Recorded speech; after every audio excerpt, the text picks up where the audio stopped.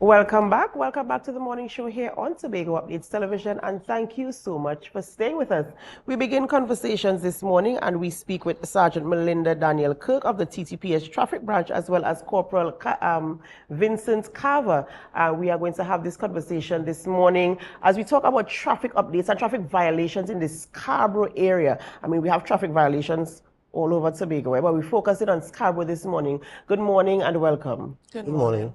Right, and so of course, as the topic says, traffic violations, and I myself am not a police, but I think I know a few of the regulations and the laws and what are the expectations in terms of how you use the road, and I've seen a few myself.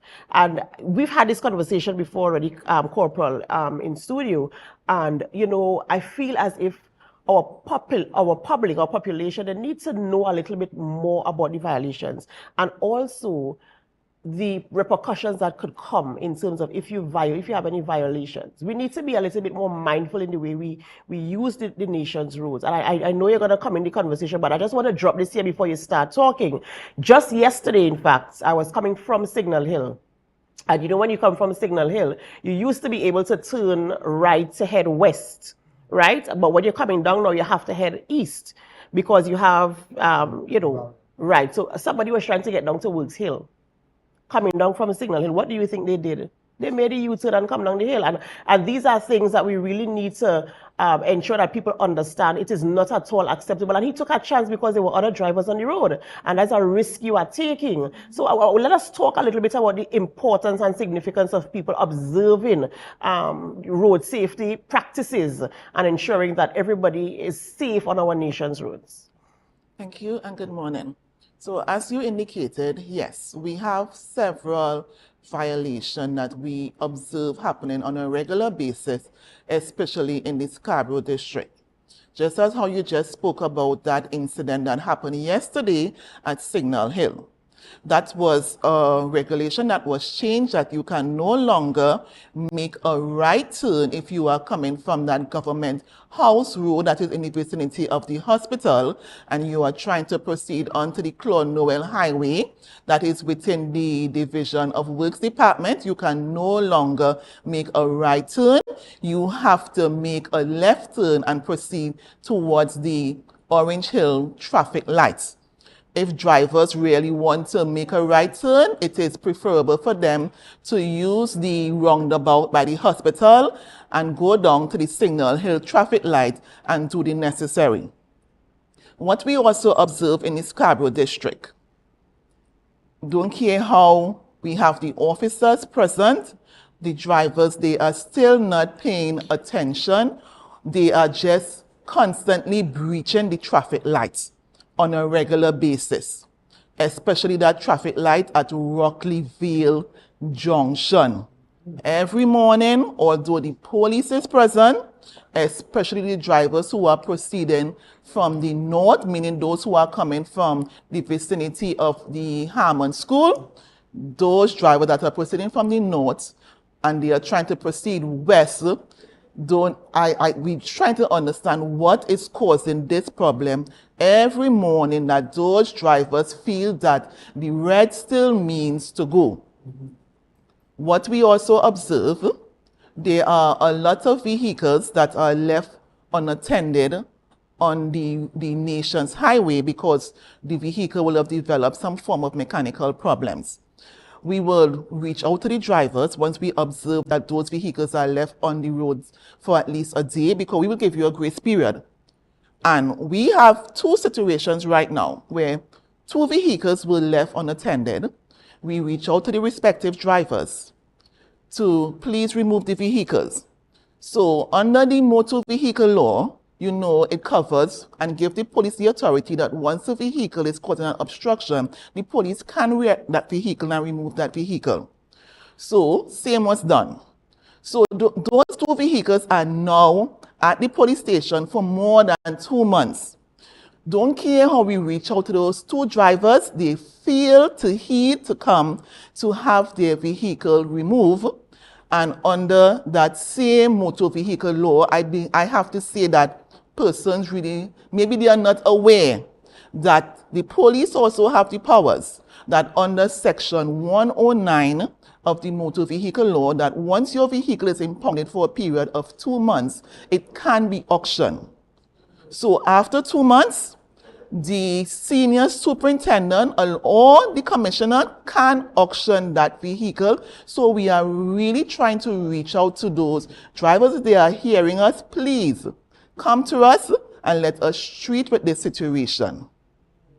And you have reached out to, I want to, stay here a little bit. You have reached out to the owners of these vehicles. Yes, we did. No response. I mean, it's a vehicle, you paid for it. I'm sure you want to get back your vehicle. So just comply and let's get these things, get the vehicles off the police premises and back into your ownership and do the necessary.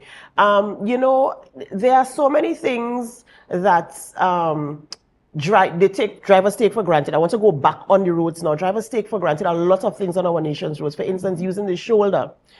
People drive on the shoulder because they're trying to overtake somebody. Let's say the driver ahead of them is driving slower than they would like, and they're trying to overtake from on the shoulder side because they're probably trying to swing down to the left. So let me just go on the shoulder one time when there is no lane there. Is that an offense? Yes, it is an offense. So let us use, for example, I have to say the main thoroughfare within the vicinity of the Rockleyville traffic light, and those who are proceeding coming from the east. So we use them between Color Hall traffic light and Rockleyville traffic light.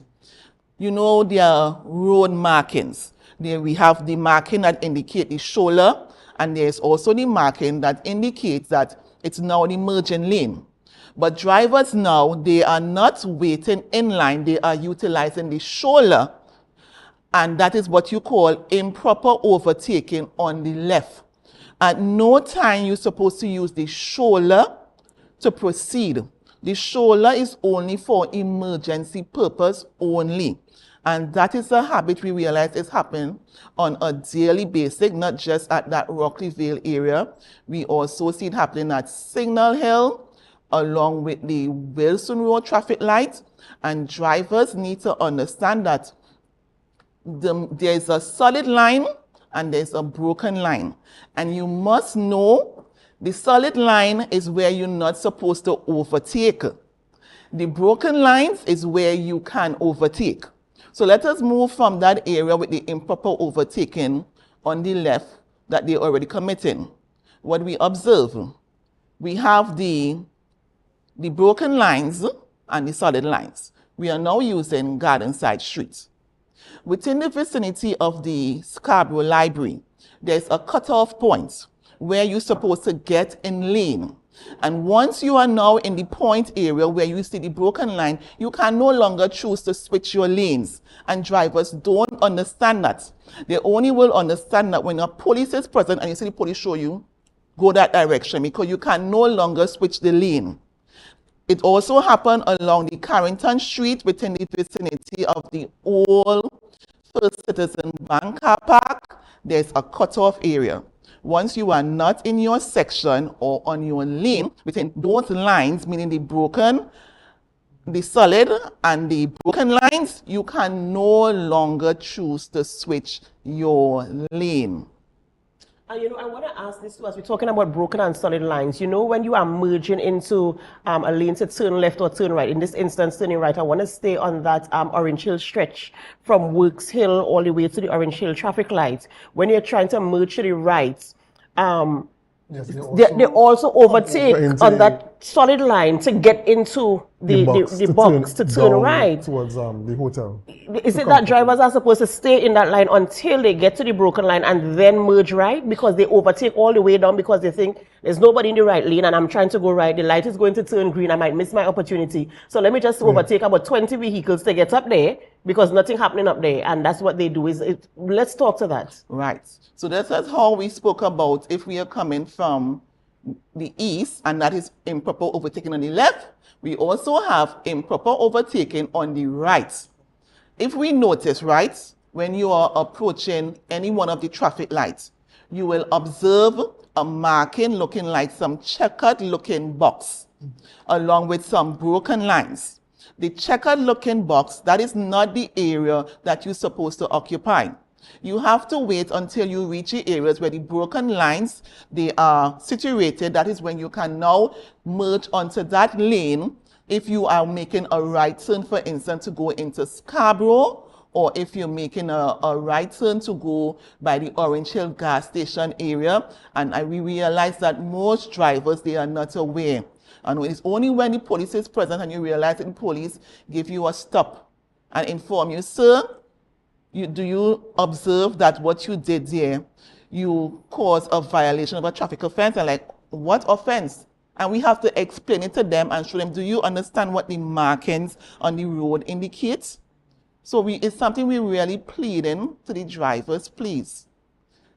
Observe the road markings, observe the road signs, and please take your time when you are using either the road or the nation's highway.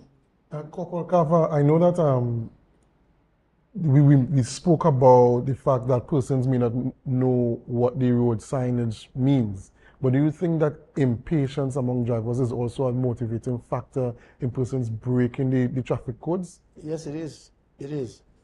Because as we had a conversation before, a lot of persons, individuals, they're going to work for 8 o'clock and they want to leave home 8 o'clock to reach for 8 o'clock.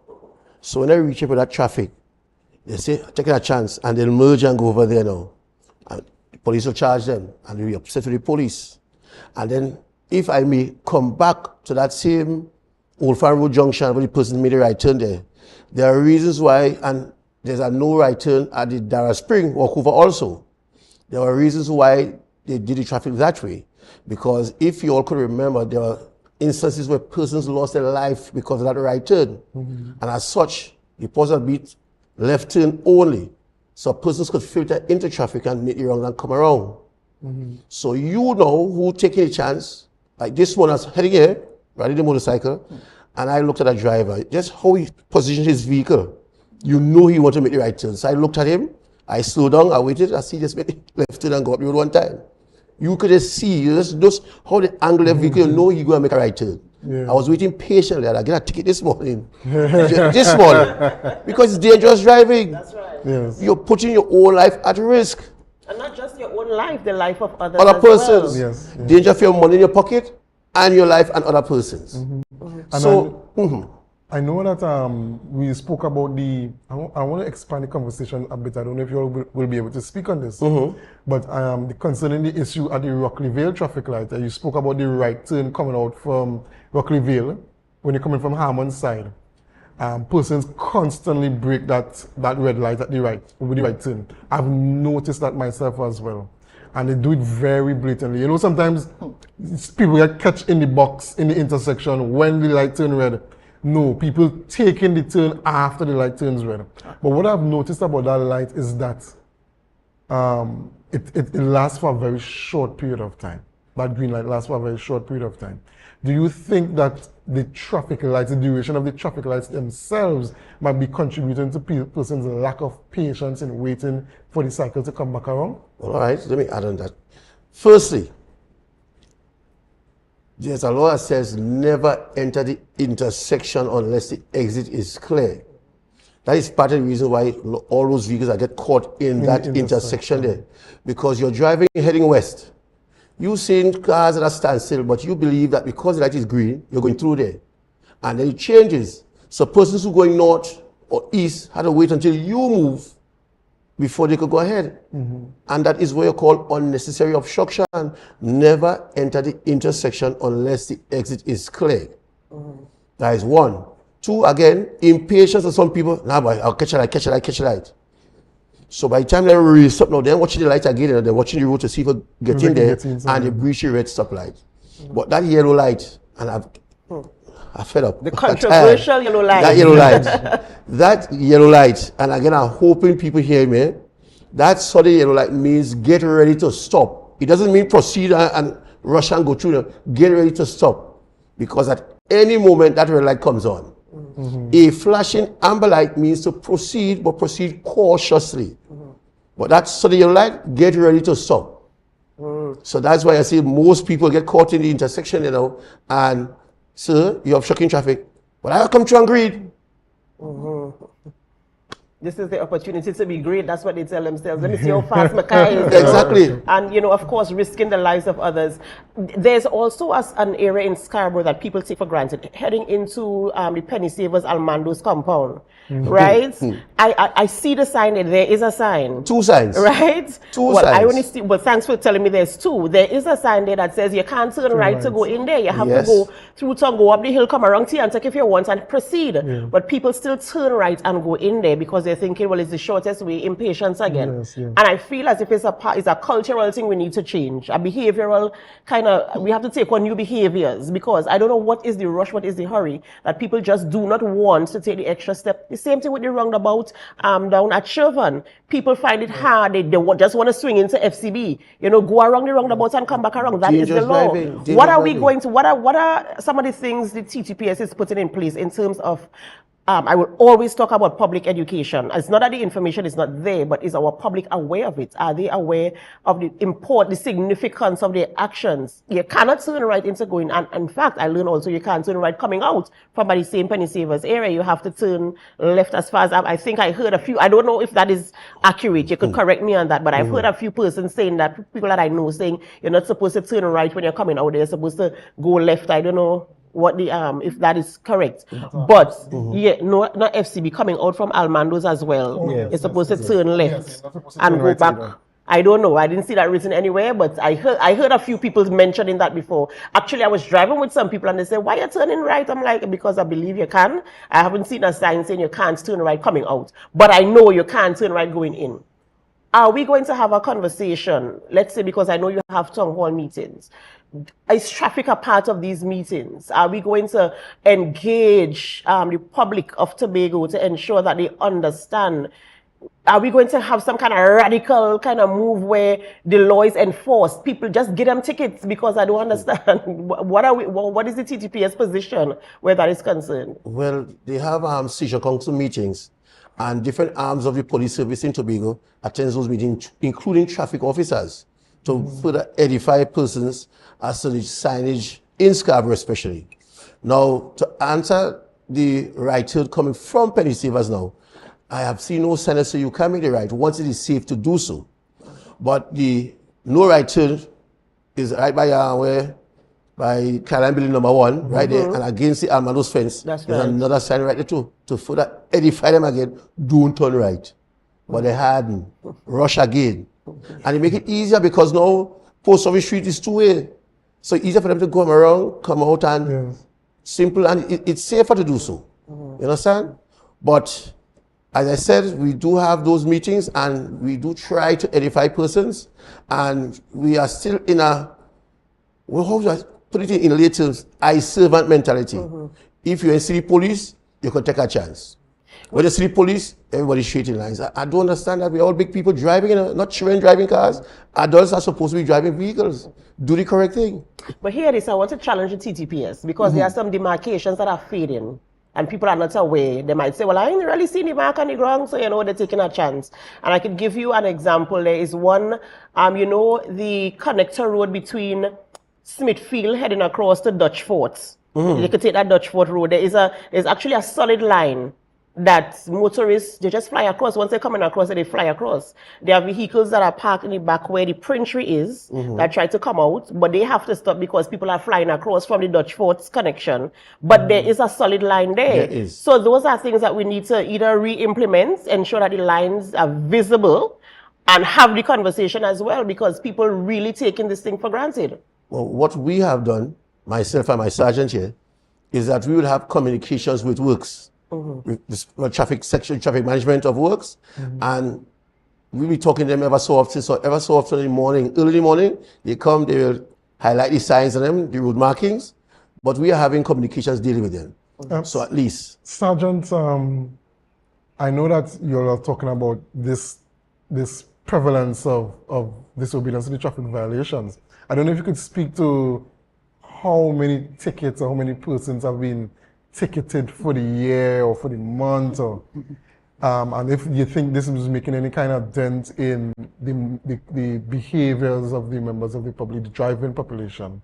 Okay, so what is really happening We have at least more than 2,000 tickets already issued for the year alone in the Scarborough district. Alone in Scarborough. In the Scarborough district. Wow. And what we observe, there are the drivers, they are still not adhering because there are several drivers who they have sanctions due to the amount of offense they already committed. And when we say sanctions, some of these sanctions, they were warned on many occasions instead of because you can either be ticketed or you can be warned. So on most occasions, we use our discretion. Yes. We give you a blind, they give you a warning, and still yet, they will continue using, for instance, their cell phone.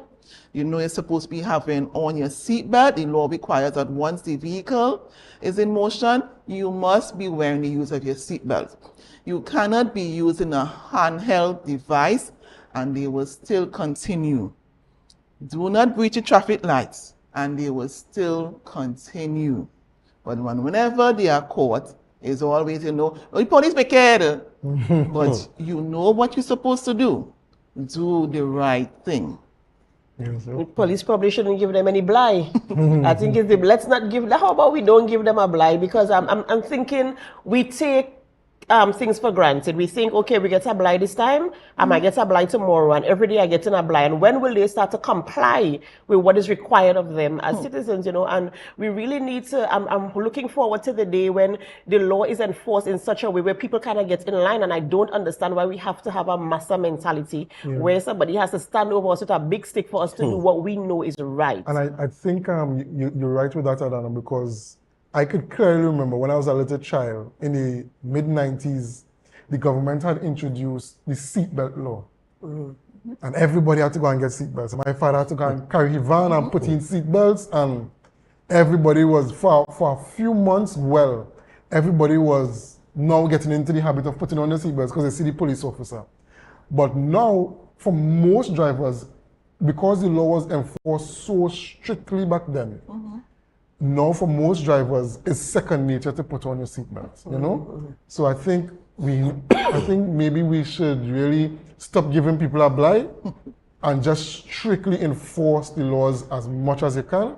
And I think it might become second nature for people to start to obey. And I want to come to a situation that recently occurred. We're talking about demerit points now. We had that conversation.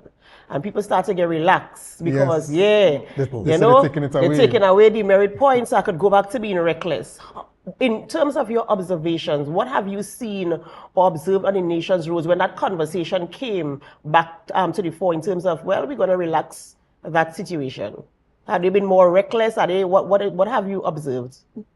Well, our observation is like business as usual. Although a lot of persons don't understand.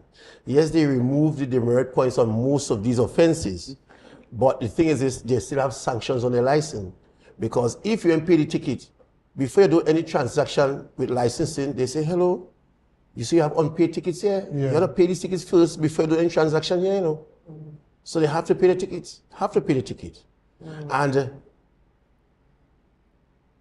we are seeing now a lot of persons, for some sure reason, again, not get properly educated, they're not watching social media. So some of these offenses that they take off the demerit points off of could be changed, All right, a speeding ticket. Now, the faster you go, the higher the ticket. But then the faster you go, instead of speeding, you could get a ticket for dangerous driving or reckless driving. And those offenses carry demerit points.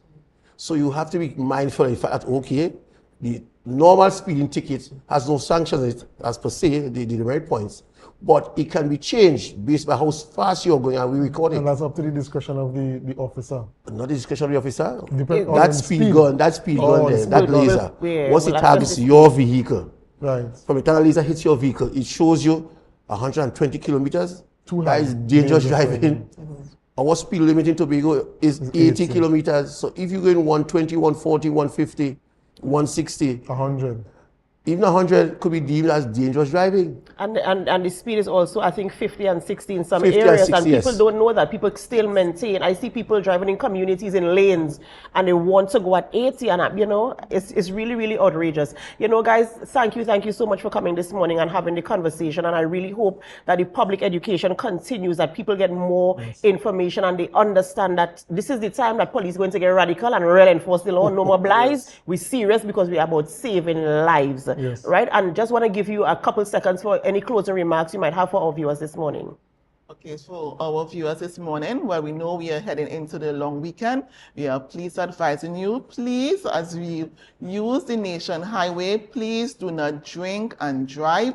And let us please remember the other drivers who are also using the highway. Let us all try to be safe. Do have a good week. Enjoy your weekend. Thank you so much. Ladies and gentlemen, you heard it from the members of the TTPS this morning. We're going to be responsible in using our nation's roads. Remember, I use the road, you use the road, your children and generations to come. We want everybody to be safe when we travels on our nation's roads. We have to go for a short break before we continue conversations in our indoor studio. We're here at the Gulf Pro Shop at the Magdalena this morning, and we're having a wonderful time, but the conversation doesn't end. We still have another guest to have a conversation with this morning. Of course, we want you to be a part of it. So remember, you can leave your comments on our Facebook live stream and our YouTube channel. But in the meantime, we have to go for a short break. And as we go, we invite you to help us. Share the live, share the live, share the live. We'll be right back.